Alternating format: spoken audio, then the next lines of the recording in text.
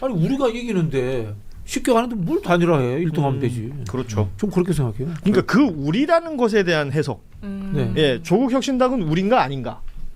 근데 아까도 잘 설명을 해주셨지만 예. 야, 이건 개인 입장으로 가져가겠습니다. 정구수 개인 입장으로 말씀을 드리면 이재명 대통령이 영입한 인사고 당대표가 후원 인사인 사람에게 뭐 민주당스럽지 않다라고 얘기하는 건 굉장히 어불성설이고 자꾸 이재명 대통령이 영입한 인사들을 공격하면서 국힘 제로라고 외치는 거에 대해서 요즘 뭐 패널들 분께서 나와서 캐치프라이즈는 국힘 제로지만 실제로는 민주당 제도라고 하는데 저는 오늘부로 그 캐치프라이즈를 수정하고 싶습니다. 실제로 조국 대표가 하고 있는 거는 국힘 제로로 외치면서 이재명 제로로 향해 달려가는 게 아닌가. 이재명이 영입한 인사들에 대해서 공격을 그렇게 하는 거에 대해서는 이렇게밖에 해석할 수 없다. 예, 우리 정구승 변호사 저 얘기하는 걸 제가 조금 전에 쇼츠로 봤거든요. 예.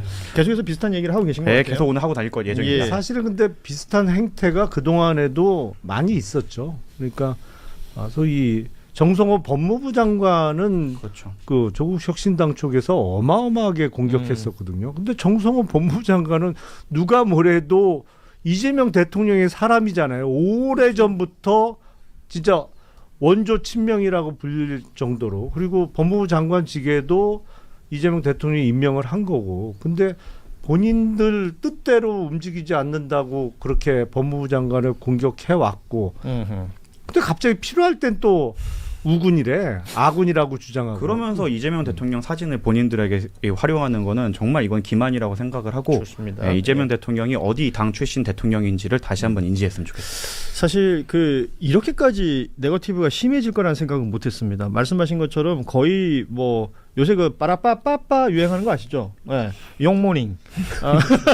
저는 이제 그걸 네거티브라고도 판단하지 네. 않고 다 좋게 해석해 드릴게요. 정치가 그렇지 뭐. 그리고 뭐 그 후보님이 아주 훌륭하시고 네. 살아온 인생 역동도 좋으시고 다 인정해 드리는데 이게 우리 민주당의 정권 운영에 굉장한 갈등의 씨앗이 돼 버렸어요.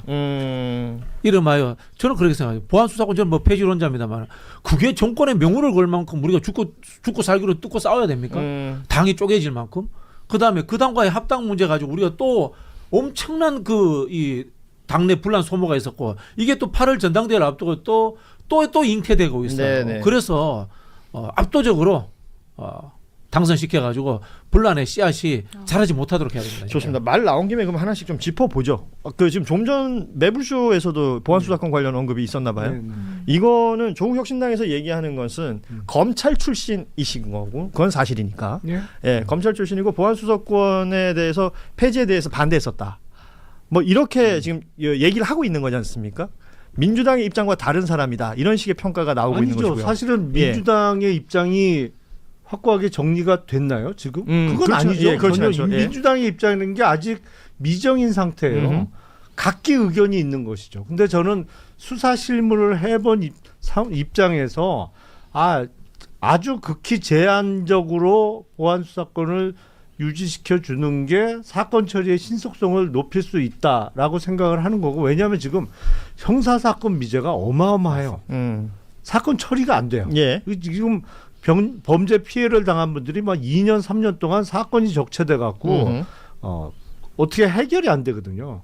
근데 그런 입장을 그동안 제가 말씀을 드렸던 것이고 이제 6.3 선거가 끝나면 본격적으로 논의가 시작되겠죠.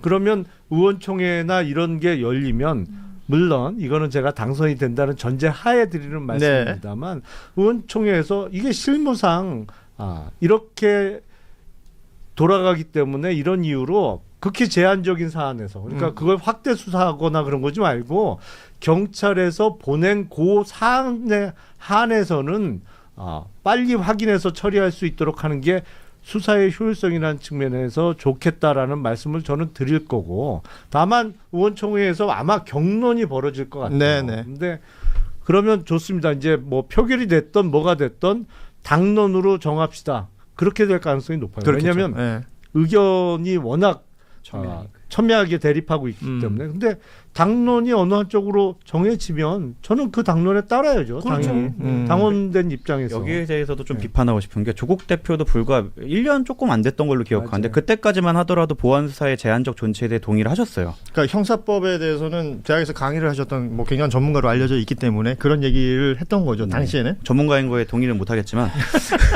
법조인들의 공통된 그 예. 알고도 다 이야기 못하는 사람들이 많아요. 네. 그렇군요. 예. 네, 저 같은 경우에는 검찰 편이라고 할 수가 없는 게 저는 검사 정관과 시장에서 경쟁하는 사람이잖아요. 저는 오히려 검찰이 힘이 빠지면 빠질수록 저는 시장에서 제 포션이 넓어지는 사람이기 때문에 오히려 이해관계에 반대되는 얘기를 하는 건데 진짜 실무에서는 이것 때문에 사건 적체가 엄청나게 일어나가 있고 뭐 킥스 막론으로 킥스만 있으면 다 된다고 얘기하지만 현실에서는 지금 저희가 정치인 사건들도 하고 있는데 정치인 사건조차 킥스에 등록조차 안 해주고 있어요. 그래서 킥스에 그 등록조차 안 돼서 그게 어떻게 진행되는지 저희는 모르는 상태에서 경찰 수사를 기다려야 되는 현실을 감안을 하면 좀 말씀하신 것처럼 정말 제한적인 범위 그 공소 사실의 동일성 여부에서 거기서도 더 한 번 엄격하게 뭐 제한 요소를 거는 한이 있어더라도 그런 식으로서 효율성은 최소한의 효율성은 체크해야 된다라고 저도 동의하는 오늘 바입니다. 정구승 변호사가 변호사님 굉장히 이제 톤이 좋네요.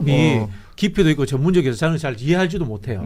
그리고 정 변호사님과 저희 생각이 다를 수 있어요. 네. 그러나 저런 분들의 표와 저런 분들의 의지들도 모여서 이재명 정권을 만든 거예요.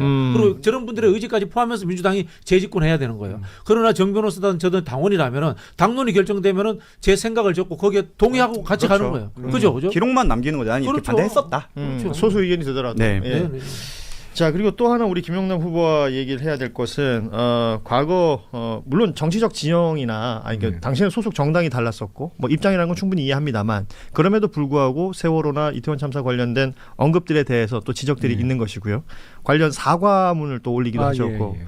그 마음은 어떤 마음이셨을까 궁금합니다. 일단 다시 한번 확인시켜 드립니다만 제가 세월호 희생자나 유가족에 대한 어떤 지원을 반대한 적은 결단코 한 번도 없어요. 네, 특조위 활동에 대한 그렇죠. 얘기였고요. 특조위 활동과 관련해서 문제 지적을 한 것인데 근데 다시 한번 생각을 해봤더니 유가족의 입장에서는 아니 내 자식이 그렇게 됐는데 그 사고 규명과 관련한 활동을 하겠다는 거에 대해서 그게 성과가 나오든 안 나오든 예산 문제를 지적을 하는 게 너무 뭐랄까요?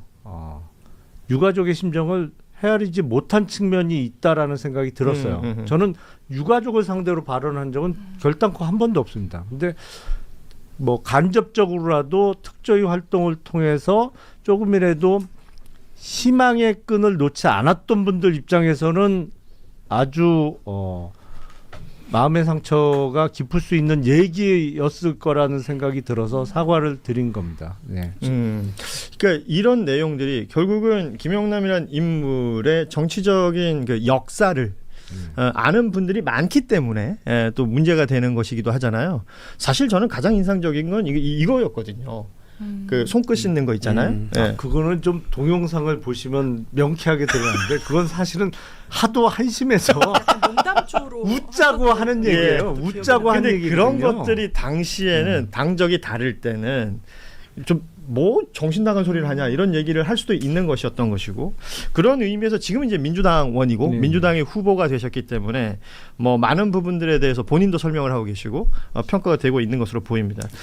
거기 세월호 관련해서 또 하바리 당원으로서 말씀을 드리면 사회적 약자 운운하면서 사과의 진정성을 말씀하셨는데 그 5년 집권 5년 내내 계속 그 고위직에 계시면서 그러면 세월호 관련해갖고 그렇게 많은 어떻게 보면 언론 플레이를 하셨으면서 어떠한 결과를 냈는지 그 후보님에게 다시 한번 묻고 싶고 그리고 사회적 약자를 많이 운운하시는데 그러면은 당 내에서 있었던 성비위나 아니면 직장 내 괴롭힘에 대해서 거기에 책임 있는 분으로서 어떠한 해결책을 냈고 어떠한 사과를 했는지 그분들의 마음은 어떻게 쓰다듬어 줬는지 그분도 좀 사과를 하셔야 되는 게 아닌가. 그분의 사과를 봤는데 항상 그 핵심에 비껴나 있어요. 그리고 그 본인들 그 피해자분들의 마음과 다들 그 쓰다듬어 줄 수 있는 내용들이 전혀 아니었거든요. 거기에 대해서 한번 본인도 바라보는 시간을 좀 가지셨으면 좋겠다라고 생각합니다. 좋습니다.